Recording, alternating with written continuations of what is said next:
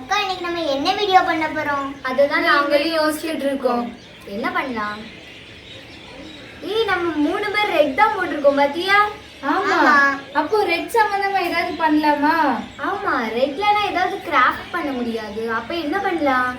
எல்லா வாட்டியும் நம்ம கிராஃப்ட் தானே பண்ணோம். இந்த வாட்டி கொஞ்சம் வேற மாதிரி ரெசிபி ட்ரை பண்ணலாமா? ரெசிபியா? சூப்பர். ஹாய் ஹலோ வணக்கம். வெல்கம் டு சமபல். இன்னைக்கு நம்ம வீடியோல எதை பத்தி பார்க்க போறோம்னா, ரெட் சம்பந்தமா ஒரு ரெசிபி எப்படி செய்யலாம் அப்படிங்கறத தான் பார்க்க போறோம். வாங்க வீடியோக்குள்ள போகலாம். நாங்க 4 பேரும் மனசுல 4 ரெட் ஃப்ரூட்ஸை நினைச்சு வச்சிருக்கோம். அது என்னதானா, மாதுளை, ஆப்பிள், செர்ரி, தர்பூசணி, இந்த 4 ஃப்ரூட்ஸ்ல ஏதாவது ஒன்று வந்துச்சுன்னா அதுல வந்து நாங்க ஒரு ரெசிபி செய்யலாம்னு இருக்கோம். இந்த பாட்டிலை வந்து சுத்தி விடும்போது யார் பக்கத்துல நிக்குதோ அவங்க மனசுல நினைச்ச ஃப்ரூட்டை வந்து சொல்லணும். அதுல இருந்து நம்ம செய்யலாம். ஓகே, இப்போ நம்ம சுத்தி விடலாம்.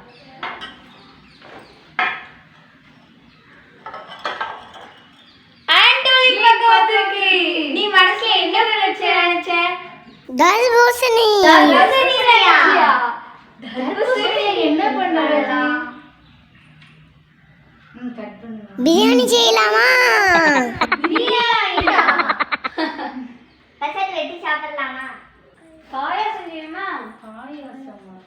கேசரி பண்ணுவோமா? கொஞ்சம் டிஃபரெண்டா இருக்கும். இப்போ தர்பூசணியை வெட்டி எடுத்துடலாம். அதை இதே மாதிரி குட்டி குட்டியாக கட் பண்ணி மிக்சியில் அரைச்சி நம்ம ஜூஸ் எடுத்து வச்சுக்கிடணும்.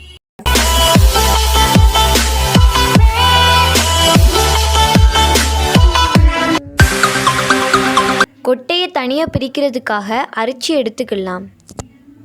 அடுப்பில் ஒரு கடாயை வச்சுட்டு அதில் ஒரு 2 டேபிள் ஸ்பூன் போல் நெய் ஊற்றிடலாம். நெய் சூடானதும் முந்திரி பருப்பும் ட்ரை கிரேப்ஸும் நம்ம ஆட் பண்ணணும். இது நல்லா பலூன் மாதிரி ஊதின பிறகு அதை எடுத்து நம்ம தனியாக வெளியே வச்சிடலாம்.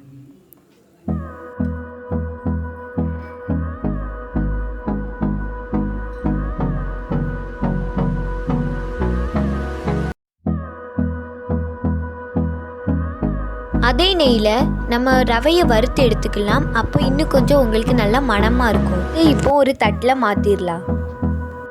தர்பூசணி ஜூஸை அந்த கடாயில் ஊற்றிடலாம்.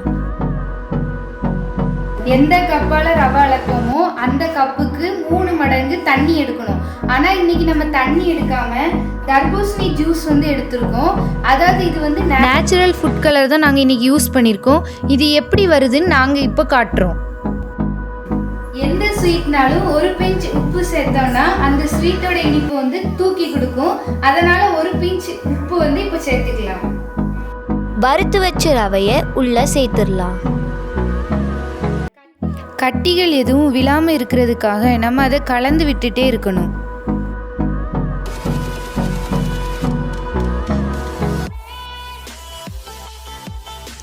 இப்போ பார்க்குறதுக்கு நம்மளுக்கு கலர் இல்லாத மாதிரி இருக்கும்.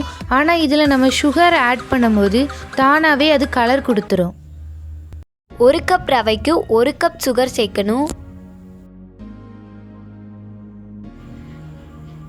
கடைசியாக இன்னும் கொஞ்சம் நல்லா சூப்பராக இருக்கிறதுக்காக நெய் சேர்க்குறோம். ஏற்கனவே வறுத்து வச்ச முந்திரி பருப்பு, கிறிஸ்மஸ் பழத்தை உள்ளே சேர்த்துடலாம். இப்போ பொடிச்சு வச்ச ஏலக்காவையும் சேர்த்துட்டு கேஸ் ஆஃப் பண்ணிடலாம். தர்பூசணி பழத்தில் செஞ்ச கேசரி அப்படிங்கிறதுனால நம்ம தர்பூசணி பழத்தோட தோலில் வந்து அதை நம்ம சிஃப்ட் பண்ணிடலாம். இப்போ நம்மளோட கலர்ஃபுல்லான கேசரி ரெடி.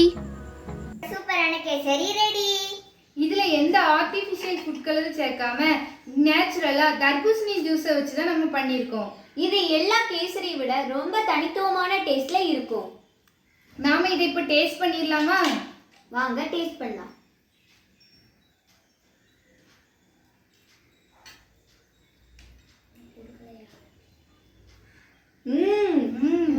இதே மாதிரி நீங்களும் உங்க வீட்ல ட்ரை பண்ணுங்க. நல்லதே சிந்திப்போம், நல்லதே செய்வோம், நன்றாக வாழ்வோம், மறுபடியும் சந்திப்போம். Like, comment, share.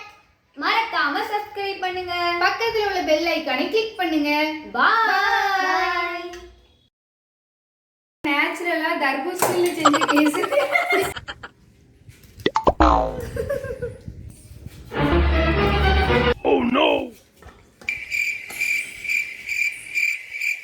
நல்லா இருக்கு.